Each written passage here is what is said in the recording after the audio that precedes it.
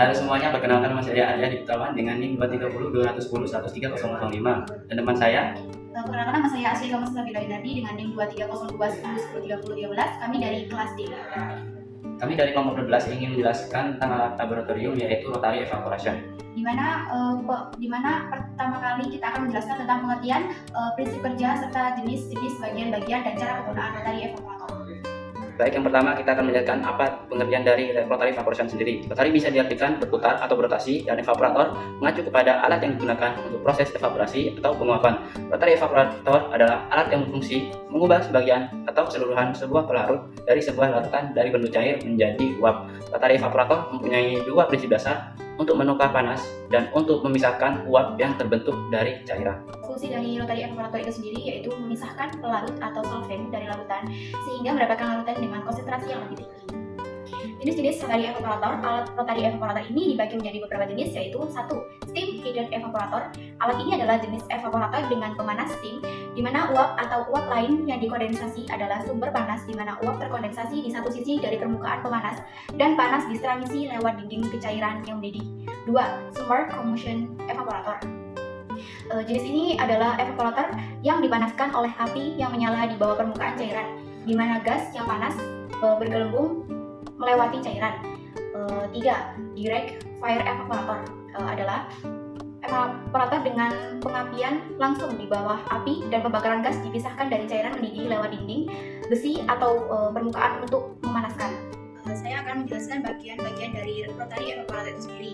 Yang pertama, labu alas bulat merupakan salah satu dari bagian pada rotary evaporator yang digunakan untuk mengisi larutan yang akan dievaporasikan. Oke, yang selanjutnya nomor 2, kamar mandi air. Bagian ini digunakan untuk mengisi udara yang digunakan untuk memproses labu alat bulat. Bagian ini memiliki panel operasional yang digunakan untuk mengatur suhu ruangan.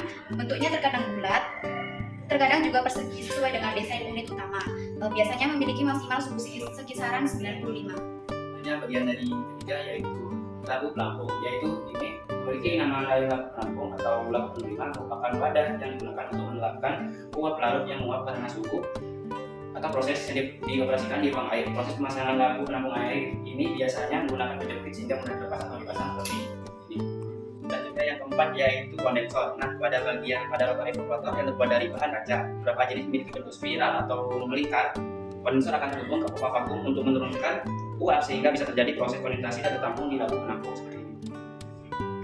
Selanjutnya yang terakhir dari yang kelima adalah unit utama dari rotary evaporator sendiri. Merupakan bagian utama dari rotary evaporator, terdapat kerangka, penyangga, panel operasi, dan ruas-ruas lainnya yang dapat digunakan untuk pembantuan ketinggian handle labu alas bulat. Panel operasional pada unit utama dapat digunakan untuk membantu suhu ruang, ketinggian, ataupun tekanan pompa vakum. Selanjutnya kita masuki yaitu tahapan untuk menggunakan rotary evaporator sendiri. Yang pertama yaitu kita hubungkan semua kabel, mulai dari yang pertama yaitu kabel penanas air, dan selanjutnya kabel pompa vakum dan kabel sirkular air untuk menjadi satu. Selanjutnya tahapan yang kedua yaitu siapkan labu untuk menampung destilat. Jepit labu penampung destilat secara hati-hati menggunakan sebuah pelipis khusus yang harus diputar dengan seksama agar labu ini tertahan dengan baik pada kondensor rotor. Pastikan labu sudah tertahan dengan baik.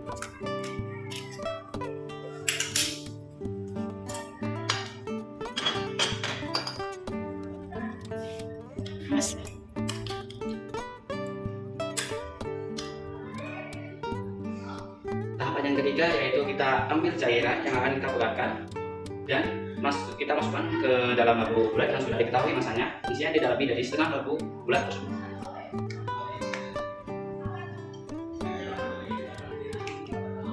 Kita pakai sampel air biasa saja.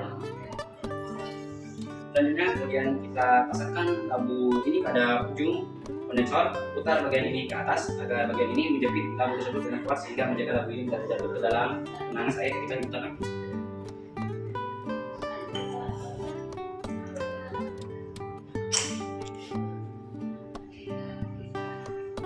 Selanjutnya yang kelima yaitu tutup lubang udara dan memutar cepat.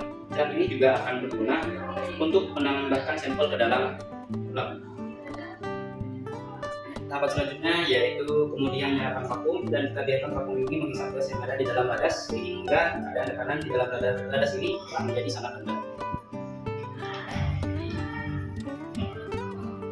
Selanjutnya yaitu setelah beberapa saat kita turunkan labu contoh sehingga seluruh permukaan cairan yang ada dalam contoh rendam dalam penanas air. Ini dilakukan agar pemanasan contoh dapat terjadi secara optimal. Kemudian kita nyalakan penanas air, kita set suhu panas air ke 40 derajat Celcius, kemudian kita aktifkan pemutaran pada atas rotaf dengan kecepatan yang tidak lebih dari 2/3 kecepatan totalnya. Maka contoh akan mulai dipanaskan sampai diputar dalam kondisi tekanan yang sangat rendah.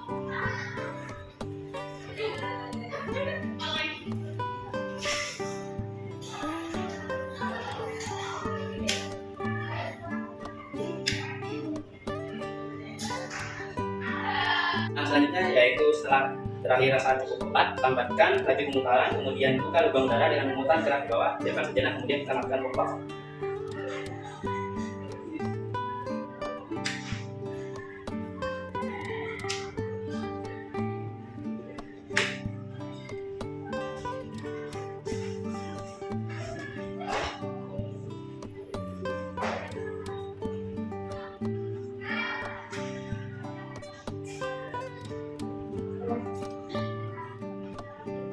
Yaitu kita buka labu contoh dengan menekan ini yang berisi ekstrak bahagia ini di tempat yang aman.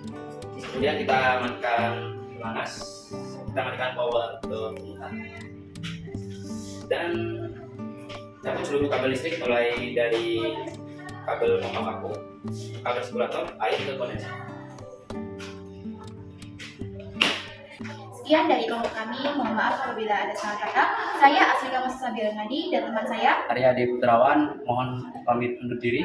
Wassalamualaikum warahmatullahi wabarakatuh.